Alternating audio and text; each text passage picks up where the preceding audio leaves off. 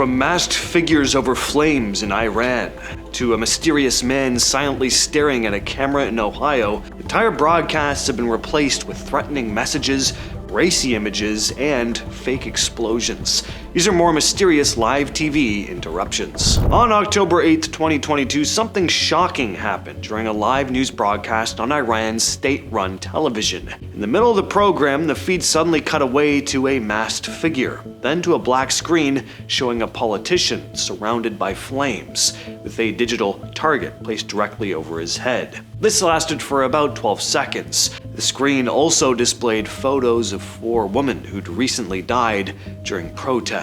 Alongside the image was the phrase "Woman, Life, Freedom," repeated multiple times.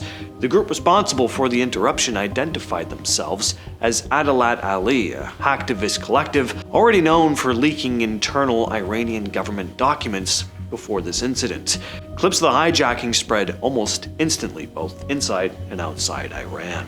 This next story is a first-hand account from a now-deleted Reddit user who wrote, "This has bugged me for years, and I'm honestly starting to wonder if I somehow imagined it. I grew up in southern Ohio, near the Cincinnati area, and this would have been sometime around 2003 or 2004. I was maybe 12 or 13. It was a school night, probably around 9 or 10 p.m., and I was watching TV alone in my room. I don't remember the exact channel. It might have been a local station or basic cable. I know it wasn't a premium channel. I wasn't really paying attention much to what was on. I usually use the TV to fall asleep, but I noticed when this happened. Out of nowhere, the show cut to a black screen, then this grainy video fades in. It looked like security camera footage or maybe a camcorder pointed at a TV. There was a man sitting in a chair, facing away from the camera. You couldn't see his face. He just sat there while this low humming noise played. After maybe 20 or 30 seconds, he slowly turned his head toward the camera, but the video cut out before you could really see him. Then the screen went blue for a second and the normal show came back on, like usual. The next morning, I kind of wondered if I'd just been half asleep and dreamt the thing, but when I mentioned it to a couple friends the next day at school, 2 other kids say that they saw the same thing. One lived a few streets over, another was in a different part of town. We asked our parents, but they either didn't believe us or hadn't seen it. I've searched for this on and off for years. Reddit, forums, old TV hijack lists. I've never found anything even close. If anyone else remembers something like this in Ohio around the early 2000s, please tell me I'm not losing it. Jesus Christ, help us all, Lord. Jesus Christ, help us all, Lord. Jesus Christ, help us all, Lord. On January 3rd, 2007, viewers in Australia were watching a Canadian show called Mayday. Partway through the episode, a clear male voice with an American accent cut in, saying what you just heard.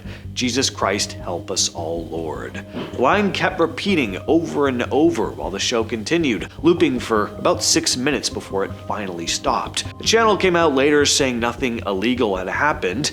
A network spokesperson claimed the audio was part of the original program.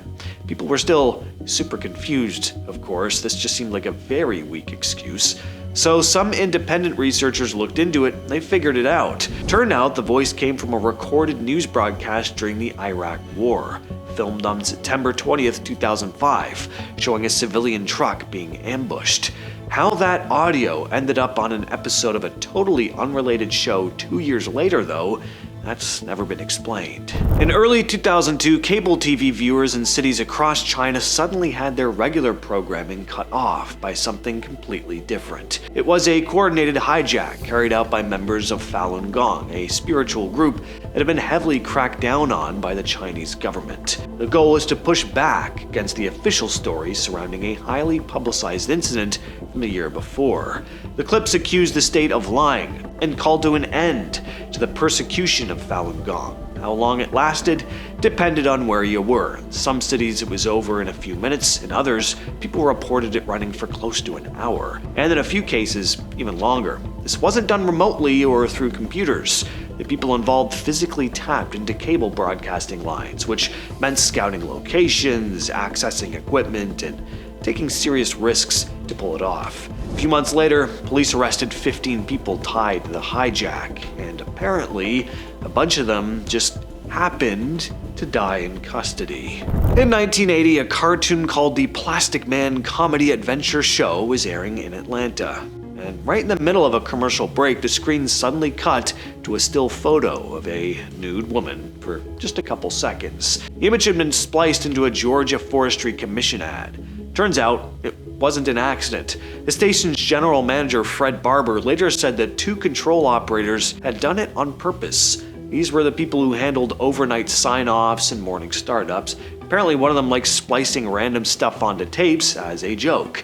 This time, a morning staffer didn't catch it before it went live. Both operators were fired immediately. In 1959, a few thousand people in Michigan tuned in to watch the World Series, only to have their screens go completely black for the first 3 games. First, everyone assumed it was just a technical issue, but it wasn't. A former station employee named Harold Lindgren had snuck into a relay station about 35 miles outside town and deliberately jammed the signal. In a pretty blunt way, too. He just shoved a bunch of steel wool into a pipe in the transmitter. He'd been fired a few weeks earlier and wanted revenge on the boss who let him go. Technicians from Chicago and Green Bay were brought in to figure out what had gone wrong. When police finally tracked him down, Lindgren didn't even attempt to hide anything. In 2007, Czech TV's Sunday morning show Panorama shocked a lot of viewers. Normally, it was just calm footage of mountain resorts with soft background music. It was basically just a tourist ad, but on June 17th, one of the live cameras suddenly cut to what looked like a small nuclear explosion in the countryside. It only lasted a few seconds before the feed went static, which probably just made the whole thing more believable. The explosion was fake though, pure CGI, but it wasn't just added digitally later. A local art collective had physically tampered with the mountaintop camera to play their pre-recorded clip as if it were happening live. People freaked out, of course. Local tourism offices were pissed, worried it could scare visitors.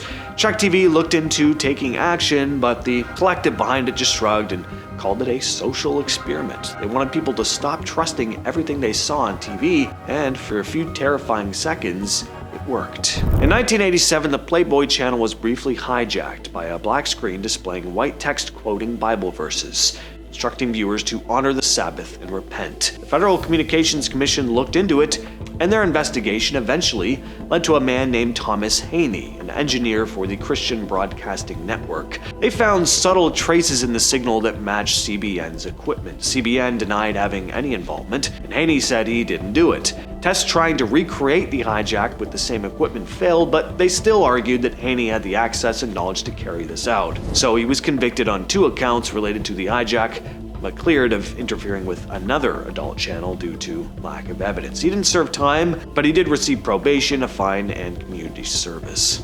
In May 2006, WBAB, a rock station based on Long Island, had its signal hijacked during a regular morning broadcast. Listeners were hearing Pink Floyd's Hey You when the song suddenly cut out. And what replaced it was probably the most racist song I've ever heard.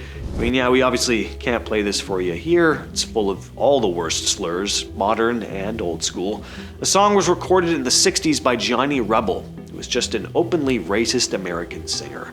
The song played for about a minute to a minute and a half before the station's normal feed returned. As for how this happened, it wasn't someone messing around with a weak pirate transmitter. The hijacker appeared to have overridden the station's studio to transmitter link, the signal stations use to send audio from the studio to the broadcast tower. To interrupt it, someone would have needed technical knowledge, the right equipment, and enough power to overpower the station's own signal. The station staff had no control while it was happening. Engineers couldn't cut it off remotely, which meant the interference was happening closer to the transmitter than the studio was. WBAB immediately called it a federal crime and contacted the FCC. And this wasn't the first time this had happened. A couple weeks earlier, the same song had briefly interrupted WBLI, WBAB's sister station. So for whatever reason, the person responsible was deliberately targeting those stations. But the FCC never made any statement about any arrests.